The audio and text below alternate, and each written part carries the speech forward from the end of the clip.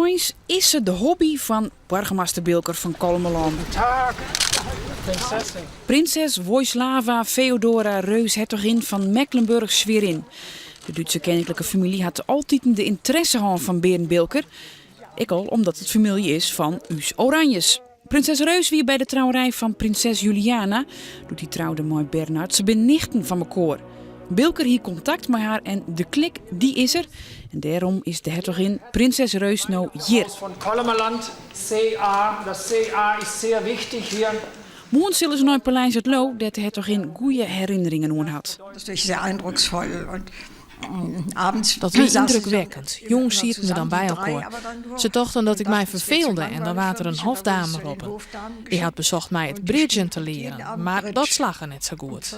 Maar dat ben wel mijn herinnerings. We waren ook een soort in de bosken. Dat wie ik altijd heel mooi. Herinneringen, die schönen Ausfahrten in Wald. In haar bennetijd wie ze dus Gaurus op Paleis het Loo. Na de oorlog hadden de Oranjes het contact met de Duitse families verbrutsen. Dat is begrijpelijk en dat respecteert ik iedereen en dat is ook logisch. De prinses had natuurlijk wel op hoogtijdagen geweest, maar net gewoon familiebezoek.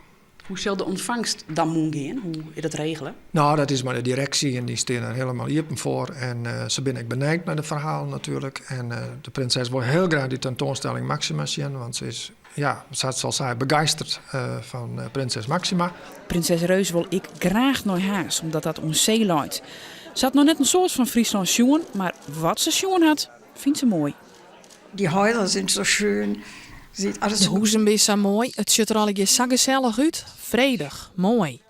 Nou, de bordesscène is het even wachten voordat ze weer naar binnen kunnen. Oh, ja, dan moet je hier verbinden komen.